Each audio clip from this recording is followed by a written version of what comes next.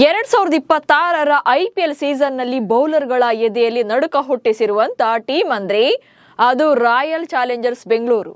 4-4 ಪಂದ್ಯಗಳಲ್ಲೂ ಕೂಡ 200+ ಸ್ಕೋರ್.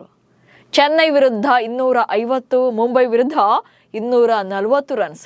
ಈಗ ಮತ್ತೆ ಬ್ಯಾಟಿಂಗ್ ಫ್ರೆಂಡ್ಲಿ ಆಗಿರುವಂತ ಚಿನ್ನಸ್ವಾಮಿ ಸ್ಟೇಡಿಯಂನಲ್ಲಿ ಲಕ್ನೋ ವಿರುದ್ಧ ಅಖಾಡಕ್ಕಿಳಿಯೋಕೆ ರೆಡಿಯಾಗಿದ್ದಾರೆ. ಈ ಪಂದ್ಯ ಸಿಕ್ಕಾಪಟ್ಟೆ ಇಂಟ್ರೆಸ್ಟಿಂಗ್ ಆಗಿರುತ್ತೆ. RCB ಪರ 5 ಬ್ಯಾಟರ್ಗಳ ಅಬ್ಬರ ಹೇಗಿದೆ? ಬೆಂಗಳೂರು ಇರುವಂತ ಫಾರ್ಮ್ಗೆ ಭಸ್ಮವಾಗುತ್ತಾ ಲಕ್ನೋ?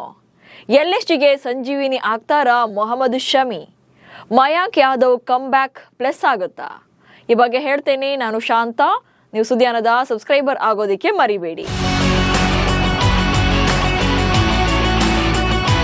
RCB ಮ್ಯಾಚಸ್ ಅಂದ್ರೆ ಆ ಪಂದ್ಯಗಳಿಗೆ ಇರುವಂತ ಗತ್ತೆ ಬೇರೆ. ಬೆಂಗಳೂರು ಮ್ಯಾಚಸ್ ಅಂದ್ರೆ ಕ್ರಿಕೆಟ್ ಫ್ಯಾನ್ಸ್ ಕೂಡ ಅಲರ್ಟ್ ಆಗ್ತಾರೆ. ಆಲ್ರೆಡಿ ಈ ಸೀಸನ್ ಅಲ್ಲಿ ಬೆಂಗಳೂರು ತಂಡ ಆಡಿರುವಂತ 4 ಪಂದ್ಯಗಳಲ್ಲಿ ಜಿಯೋ ಹಾಟ್‌ಸ್ಟಾರ್ನಲ್ಲಿ ಹೈಯೆಸ್ಟ್ ವ್ಯೂವರ್ಶಿಪ್ ಪಡೆದಿರುವಂತ ಮ್ಯಾಚ್ಗಳಂದ್ರೆ ಅದು RCB ಪಂದ್ಯಗಳೇ. ಹೈದರಾಬಾದ್ ವಿರುದ್ಧದ ಉದ್ಘಾಟನಾ ಪಂದ್ಯ ಈ ಲಿಸ್ಟ್ ನಲ್ಲಿ ನಂಬರ್ 1 ಪ್ಲೇಸ್ ನಲ್ಲಿದೆ. ಇನ್ನು 2ನೇ ಸ್ಥಾನದಲ್ಲಿ ರಾಜಸ್ಥಾನ, ಹಾಗೆ 3ನೇ ಪಂದ್ಯ ಮುಂಬೈ ವಿರುದ್ಧ, ಹಾಗೆ 4ನೇ ಪಂದ್ಯ ಚೆನ್ನೈ ವಿರುದ್ಧ ಆಡಿದ್ದನ್ನ ದಾಖಲೆ ಮಟ್ಟದಲ್ಲಿ ಅಭಿಮಾನಿಗಳು ನೋಡಿದ್ದಾರೆ. ಈಗ 5ನೇ ಪಂದ್ಯ ಲಕ್ನೋ ವಿರುದ್ಧದ ಮ್ಯಾಚ್ಗೂ ಕೂಡ ಸಿಕ್ಕಾಪಟ್ಟೆ ಕ್ರೇಜ್ ಇದೆ. ಯಾಕಂದ್ರೆ ಆಲ್ರೆಡಿ RCB ಪ್ಲೇಯರ್ಗಳು ಆ ಮಟ್ಟಿಗೆ ಒಂದು ಪ್ಲಾಟ್ಫಾರ್ಮ್ ಅನ್ನ ಸೆಟ್ ಮಾಡಿದ್ದಾರೆ. ಸೊ ಈ ಸೀಸನ್ ಅಲ್ಲಿ ರಾಜಸ್ಥಾನ ಪರ ಸೂರ್ಯವಂಶಿ ಹಾಗೆ ಜೈಸ್ವಾಲ್ ಅಬ್ಬರಿಸಿದ್ದಾರೆ. ಅತ್ತ ಪಂಜಾಬ್ ತಂಡದಲ್ಲಿ ಲೆಕ್ಕಾಚಾರ ಹಾಕೊಂಡೇ ವಿನ್ನಿಂಗ್ ಟ್ರ್ಯಾಕ್ ನಲ್ಲಿದ್ದಾರೆ. ಆದ್ರೆ RCB ಒಗ್ಗಟ್ಟಿನಲ್ಲಿ ಬಲವಿದೆ ಅನ್ನೋ ತರ ನುಗ್ತಾ ಇದ್ದಾರೆ. ಅದು ಅಲ್ಲದೆ ಎಲ್ಲರ ಕಡೆಯಿಂದಲೂ ಕೂಡ ಗೇಮ್ ವಿನ್ನಿಂಗ್ ಪರ್ಫಾರ್ಮೆನ್ಸ್ ಬರ್ತಾ ಇದೆ. ಸೊ ಅದರಲ್ಲೂ ಟಾಪ್ 5 ಬ್ಯಾಟರ್ಗಳ ಸ್ಟ್ರೈಕ್ ರೇಟ್ ಅಂತೂ ಬೆಂಕಿಯಾಗಿದೆ. ಸೊ ಈ ಸೀಸನ್ ನಲ್ಲಿ RCB ಪರ ಅದ್ಭುತವಾಗಿ ಬ್ಯಾಟಿಂಗ್ ಅನ್ನ ಮಾಡ್ತಾ ಇರೋರು 5 ಜನ. 5 ಕೂಡ 150+ ಸ್ಟ್ರೈಕ್ ರೇಟ್ ನಲ್ಲಿ ಬ್ಯಾಟಿಂಗ್ ಅನ್ನ ಮಾಡ್ತಾ ಇರೋದೇ RCBಯ ಸಕ್ಸಸ್ಗೆ one of the main reason ಆಗ್ತಾ ಇದೆ. ಇನ್ನು IPL ನಲ್ಲಿ ಹೈಯೆಸ್ಟ್ ರನ್ ಗಳನ್ನ ಸ್ಕೋರ್ ಮಾಡಿ RCBಯ ಐಕಾನಿಕ್ ಪ್ಲೇಯರ್ ಆಗಿರುವಂತ ರನ್ ಮಿಷಿನ್ ವಿರಾಟ್ ಕೊಹ್ಲಿ ಈ ಸೀಸನ್ ಅಲ್ಲೂ ಕೂಡ ಸದ್ದು ಮಾಡ್ತಾ ಇದ್ದಾರೆ. ಸೊ ಆಡಿರುವಂತಹ 4 ಪಂದ್ಯಗಳಲ್ಲಿ 179 ರನ್ಗಳನ್ನ ಕಲೆ ಹಾಕಿದ್ದಾರೆ. ಓವರ್ ಆಲ್ ಸ್ಟ್ರೈಕ್ ರೇಟ್ ಈ ಸೀಸನ್ ಅಲ್ಲಿ 162.73 ಇದೆ. ಬಹುಶಃ ಇದು ಮುಂಬೈ ವಿರುದ್ಧದ ಪಂದ್ಯದಲ್ಲಿ ವಿರಾಟ್ ಕೊಹ್ಲಿ ಇಂಜುರಿಗೊಳ್ಳದೆ ಸ್ವಲ್ಪ ಸ್ಟ್ರೈಕ್ ರೇಟ್ ಇನ್ನೂ ಕೂಡ ಅದ್ಭುತವಾಗಿದ್ದರೆ 170+ ಆಗ್ತಾ ಇತ್ತು. ಆ ಮ್ಯಾಚ್ ಅಲ್ಲಿ ಅವರು ಇಂಜುರಿ ನಡುವೆ ಕೂಡ ಅರ್ಧ ಶತಕ ಕಲೆ ಹಾಕಿದ್ದು ಅದ್ಭುತವಾಗಿತ್ತು. ಇನ್ನು ಫಿಲ್ ಸಾಲ್ಟ್ ಈ ಸೀಸನ್ ಅಲ್ಲಿ ಆರಂಭದಲ್ಲಿ ಸ್ವಲ್ಪ ಸ್ಟ್ರಗಲ್ ಕಂಡ್ರೂ ಕೂಡ ಅನಂತರ ಮುಂಬೈ ವಿರುದ್ಧದ ಮ್ಯಾಚ್ ಅಲ್ಲಿ ಅಗ್ರೆಸಿವ್ ಬ್ಯಾಟಿಂಗ್ ಮೂಲಕ ಪ್ಲೇಯರ್ ಆಫ್ ದಿ ಮ್ಯಾಚ್ ಪ್ರಶಸ್ತಿಯನ್ನು ಪಡ್ಕೊಳ್ತಾರೆ. ಮ್ಯಾಚ್ ವಿನ್ನಿಂಗ್ ಪರ್ಫಾರ್ಮೆನ್ಸ್ ಬಂದಿತ್ತು ಫಿಲ್ ಸಾಲ್ಟ್ ಕಡೆಯಿಂದ. ಈ ಸೀಸನ್ ಅಲ್ಲಿ ಓವರ್ ಆಲ್ ಆಗಿ 132 ರನ್ಗಳು ಬಂದಿದೆ. ಸ್ಟ್ರೈಕ್ ರೇಟ್ 178.38 ಇದೆ. ಇನ್ನು ಈ ಸೀಸನ್ ಅಲ್ಲಿ RCB ಪರ ಬ್ಯಾಟಿಂಗ್ ನಲ್ಲಿ ಸುನಾಮಿ ಎಬ್ಬಿಸ್ತಿರುವಂತ ಆಟಗಾರ ಅಂದ್ರೆ ಅದು ನಾಯಕ ರಜತ್ ಪಾಟಿದಾರ್. ಸೊ ಈ ಸೀಸನ್ ಅಲ್ಲಿ RCB ಪರ ಹೈಯೆಸ್ಟ್ ರನ್ಗಳನ್ನ ಸ್ಕೋರ್ ಮಾಡಿರುವಂತ ಆಟಗಾರ. ಜೊತೆಗೆ ಸ್ಟ್ರೈಕ್ ರೇಟ್ ಅಂತೂ 214.29 ಇದೆ. ಸೊ ಇಲ್ಲಿ ರನ್ಗಳನ್ನ ಅಷ್ಟೇ ಕಲೆ ಹಾಕ್ತಿಲ್ಲ, ಸ್ಟ್ರೈಕ್ ರೇಟ್ ನಲ್ಲೂ ಕೂಡ ಬೆಂಕಿ ರೀತಿಯಲ್ಲಿ ಪರ್ಫಾರ್ಮೆನ್ಸ್ ಕೊಡ್ತಿದ್ದಾರೆ. ಜೊತೆಗೆ ಈ ಸೀಸನ್ ಅಲ್ಲಿ ಆಲ್ರೆಡಿ 4 ಪಂದ್ಯಗಳಲ್ಲಿ 18 ಸಿಕ್ಸರ್ಗಳನ್ನ ಹೊಡೆದಿದ್ದಾರೆ ರಜತ್ ಪಾಟಿದಾರ್. ಸೊ ವೈಭವ್ ಸೂರ್ಯವಂಶಿ ಹಾಗೆ ರಜತ್ ಪಾಟಿದಾರ್ ಈ ಸೀಸನ್ ಅಲ್ಲಿ ಆಲ್ರೆಡಿ 18 ಸಿಕ್ಸರ್ಗಳನ್ನ ಹೊಡೆದು ಹೈಯೆಸ್ಟ್ ಸಿಕ್ಸರ್ಗಳ ಪಟ್ಟಿಯಲ್ಲಿ ಇವರಿಬ್ರು ಕೂಡ ನಂಬರ್ 1 ಪ್ಲೇಸ್ ನಲ್ಲಿದ್ದಾರೆ. ಇನ್ನು ಈ ಸೀಸನ್ ಅಲ್ಲಿ ನಮ್ಮ ಕನ್ನಡಿಗ ದೇವದತ್ ಪಡಿಕ್ಕಲ್ ಕೂಡ ಎಕ್ಸ್ಟ್ರಾರ್ಡಿನರಿ ಪರ್ಫಾರ್ಮೆನ್ಸ್ ಕೊಡ್ತಿದ್ದಾರೆ. ಆಲ್ರೆಡಿ 125 ರನ್ಸ್ ಬಂದಿದೆ ಅವರ ಬ್ಯಾಟಿಂಗ್ ನಿಂದ. ಜೊತೆಗೆ 201.61 ಸ್ಟ್ರೈಕ್ ರೇಟ್ ನಲ್ಲಿ ಬ್ಯಾಟಿಂಗ್ ಅನ್ನ ಮಾಡಿರೋದು. ಇಂಟ್ರೆಸ್ಟಿಂಗ್ ಅಂದ್ರೆ ಪಡಿಕ್ಕಲ್ 3 ಪಂದ್ಯಗಳಲ್ಲೇ ಈ ಸ್ಕೋರ್ ಅನ್ನ ಕಲೆ ಹಾಕಿರೋದು. ಅವರಿಗೆ ಮುಂಬೈ ಇಂಡಿಯನ್ಸ್ ವಿರುದ್ಧದ ಮ್ಯಾಚ್ ಅಲ್ಲಿ ರಜತ್ ಪಾಟಿದಾರ್ ಅಲ್ಲಿ ಬೇಗ 1 ಡೌನ್ ಬಂದಿದ್ರಿಂದ ಪಡಿಕ್ಕಲ್ ಬ್ಯಾಟಿಂಗ್ ಅನ್ನ ಮಾಡೋಕೆ ಅವಕಾಶ ಸಿಕ್ಕಿರಲಿಲ್ಲ. ಸೊ 3 ಪಂದ್ಯಗಳಲ್ಲಿ ಬಿಗ್ ಇಂಪ್ಯಾಕ್ಟ್ ಮಾಡಿದ್ದಾರೆ ಪಡಿಕ್ಕಲ್. ಅಂಡ್ ಟಿಮ್ ಡೇವಿಡ್ RCBಯ ಸ್ಫೋಟಕ ಬ್ಯಾಟರ್, ಜೊತೆಗೆ ಡೆತ್ ಓವರ್ಗಳಲ್ಲಿ ಸ್ಪೆಷಲಿಸ್ಟ್ ಬ್ಯಾಟರ್ ಅಂತಾನೆ ಕರೆಸಿಕೊಳ್ಳುತ್ತಿರುವಂತ ಟಿಮ್ ಡೇವಿಡ್ ಈ ಸೀಸನ್ ಅಲ್ಲಿ ಆಲ್ರೆಡಿ 133 ರನ್ಗಳನ್ನ ಕಲೆ ಹಾಕಿದ್ದಾರೆ. ಜೊತೆಗೆ 221.67 ಸ್ಟ್ರೈಕ್ ರೇಟ್ ನಲ್ಲಿ ಬಿಗ್ ಎಫೆಕ್ಟ್ ಮಾಡ್ತಿದ್ದಾರೆ ಡೆತ್ ಓವರ್ಗಳಲ್ಲಿ. ಸೊ ಈ 5 ಬ್ಯಾಟರ್ಗಳಲ್ಲಿ ಪಡಿಕ್ಕಲ್ 3 ಪಂದ್ಯಗಳಲ್ಲಿ ಮಾತ್ರ ಬ್ಯಾಟ್ ಬೀಸಿರೋದು ಅನ್ನೋದು ನಿಮಗೆಲ್ಲ ಗೊತ್ತೇ ಇದೆ. ಸೊ ಉಳಿದವರೆಲ್ಲ 4 ಪಂದ್ಯಗಳಲ್ಲೂ ಬ್ಯಾಟ್ ಬೀಸಿದ್ದು ಮ್ಯಾಚ್ ವಿನ್ನಿಂಗ್ ಪರ್ಫಾರ್ಮೆನ್ಸ್ ಅನ್ನ ಆಲ್ರೆಡಿ ಕೊಡ್ತಾ ಇದ್ದಾರೆ. ಹಾಗೆ ಈ 5 ಬ್ಯಾಟರ್ಗಳು ಒಟ್ಟಾರೆಯಾಗಿ 4 ಪಂದ್ಯಗಳಲ್ಲಿ 52 ಸಿಕ್ಸರ್ಗಳನ್ನ ಬಾರಿಸಿದ್ದಾರೆ. ಸೊ ಇದು ಈ IPL ಸೀಸನ್ ಅಲ್ಲಿ ಯಾವುದೇ ತಂಡಕ್ಕಿಂತ ಹೈಯೆಸ್ಟ್ ಸಿಕ್ಸರ್ಗಳಾಗಿದೆ. ಅಂದ್ರೆ ಈ ಸೀಸನ್ ಅಲ್ಲಿ ಆಗಿರುವಂತ ಇಷ್ಟು ಪಂದ್ಯಗಳ ಪೈಕಿ ಹೈಯೆಸ್ಟ್ ನಂಬರ್ ಆಫ್ ಸಿಕ್ಸಸ್ ಬಂದಿರೋದು RCB ತಂಡದಿಂದ. ಸೊ ಇದರಲ್ಲೇ ಗೊತ್ತಾಗ್ತಾ ಇದೆ ಈ ಸೀಸನ್ ನ ರಿಯಲ್ ಒರಿಜಿನಲ್ ಗ್ಯಾಂಗ್ಸ್ಟರ್ಸ್ ಯಾರು ಅನ್ನೋದು.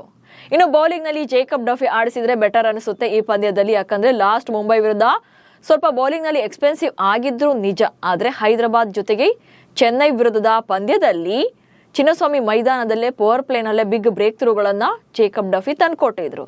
ಸೊ ಈಗ ಲಕ್ನೋ ವಿರುದ್ಧದ ಪಂದ್ಯವು ಕೂಡ ಚಿನ್ನಸ್ವಾಮಿಯಲ್ಲೇ ಇರೋದ್ರಿಂದ ಒಂದೊಳ್ಳೆ ಬ್ಯಾಟಲ್ ಅನ್ನ ನಿರೀಕ್ಷೆ ಮಾಡಬಹುದು. ಅಲ್ಲಿಗೆ RCB ಅಂತೂ ಸಾಲಿಡ್ ಫಾರ್ಮ್ ನಲ್ಲಿ ಇದೆ. ಅತ್ತ ಲಕ್ನೋಗೂ ಕೂಡ ಇವತ್ತಿನ ಪಂದ್ಯದಲ್ಲಿ ಆನೆ ಬಲ ಬರ್ತಾ ಇದೆ. ಹಿಂದಿನ ಪಂದ್ಯಗಳಲ್ಲಿ ಅಷ್ಟೇನು ಎಫೆಕ್ಟಿವ್ ಆಗಿ ಅನಿಸಿಲ್ಲ ಅಂದ್ರೂ ಕೂಡ LSG ತಂಡದ ಬೌಲಿಂಗ್ ನ ವೇಗದೂತ ಅಂತಾನೆ ಕರೆಸಿಕೊಳ್ಳುವಂತ ಮಯಾಂಕ್ ಯಾದವ್ ಈ ಮ್ಯಾಚ್ ಮೂಲಕ ಕಮ್ ಬ್ಯಾಕ್ ಮಾಡ್ತಿದ್ದಾರೆ. ಇದು LSGಗೆ ಅತಿ ದೊಡ್ಡ ಪ್ಲಸ್ ಪಾಯಿಂಟ್ ಆಗಲಿದೆ. ಹೌದು, ಈ ಸಲ ಲಕ್ನೋ ತಂಡದಲ್ಲಿ ದೊಡ್ಡ ದೊಡ್ಡ ಪ್ಲೇಯರ್ಗಳೇ ಇದ್ರೂ ಕೂಡ ಅವರೆಲ್ಲ ಸ್ಟಾರ್ ಪ್ಲೇಯರ್ಗಳು ಕೈ ಕೊಟ್ಟಿದ್ದಾರೆ. ಅದರಲ್ಲೂ ಕೂಡ ರಿಷಬ್ ಪಂತ್ 4 ಪಂದ್ಯಗಳಲ್ಲಿ 130 ಸ್ಟ್ರೈಕ್ ರೇಟ್ ನಲ್ಲಿ 103 ರನ್ಗಳನ್ನ ಮಾತ್ರ ಕಲೆ ಹಾಕಿದ್ದಾರೆ. ಇನ್ನು ಮಿಚೆಲ್ ಮಾರ್ಷ್ ಇದ್ದಾರೆ, ಐಡಮ್ ಮಾರ್ಕ್ರಮ್ ಇದ್ದಾರೆ, ನಿಕೋಲಸ್ ಪೂರನ್ ಇದ್ದಾರೆ, ಆಯುಷ್ ಬದೋನಿ ಕೂಡ ಇದ್ದಾರೆ, ಜೊತೆಗೆ ಅಬ್ದುಲ್ ಸಮದ್. ಹೀಗೆ ಸ್ಟಾರ್ ಆಟಗಾರರ ದಂಡೆ ಇದ್ರೂ ಕೂಡ ಸದ್ಯದ ಪಂದ್ಯಗಳವರೆಗೂ ಕೂಡ ಇವ್ರ ಕಡೆಯಿಂದ ಬಿಗ್ ಇನ್ನಿಂಗ್ಸ್ ಅಥವಾ ಮ್ಯಾಚ್ ವಿನಿಂಗ್ ಪರ್ಫಾರ್ಮೆನ್ಸ್ ಅಂತ ಬಂದಿಲ್ಲ. ಹೀಗಾಗಿ LSG ಸ್ವಲ್ಪ ವೀಕ್ ಆಗಿ ಕಾಣಿಸ್ತಾ ಇದೆ. ಇನ್ನು ಮುಕುಲ್ ಚೌಧರಿ ಸ್ವಲ್ಪ ಅಬ್ಬರಿಸಿದ್ರು ಕೂಡ ಮುಂದಿನ ಪಂದ್ಯಗಳಲ್ಲಿ ಅವರಿಂದ ಕನ್ಸಿಸ್ಟೆನ್ಸಿ ಪರ್ಫಾರ್ಮೆನ್ಸ್ ಬೇಕಾಗುತ್ತೆ. ಬಟ್ ಬೌಲಿಂಗ್ ವಿಭಾಗದಲ್ಲಿ ಲಕ್ನೋ ಪರ ಇಂಪ್ಯಾಕ್ಟ್ ಮಾಡ್ತಾ ಇರುವಂತ ಬೌಲರ್ ಅಂದ್ರೆ ಅದು ಟೀಮ್ ಇಂಡಿಯಾದ ಅನುಭವಿ ವೇಗಿಯಾಗಿರುವಂತ ಮೊಹಮ್ಮದ್ ಶಮಿ. ಏಪ್ರಿಲ್ 5ರಂದು ನಡೆದಿದ್ದಂತ ಹೈದರಾಬಾದ್ ವಿರುದ್ಧದ ಮ್ಯಾಚ್ ಅಲ್ಲಂತೂ ಮ್ಯಾಜಿಕ್ನೇ ಮಾಡಿದ್ರು. 1 ಬೌಂಡ್ರಿಯನ್ನ ಕೊಡದೆ 4 ಓವರ್ಗಳಲ್ಲಿ ಕೇವಲ 9 ರನ್ಗಳನ್ನ ಮಾತ್ರ ನೀಡಿ 2 ವಿಕೆಟ್ ಕೂಡ ತಗೊಂಡಿದ್ರು.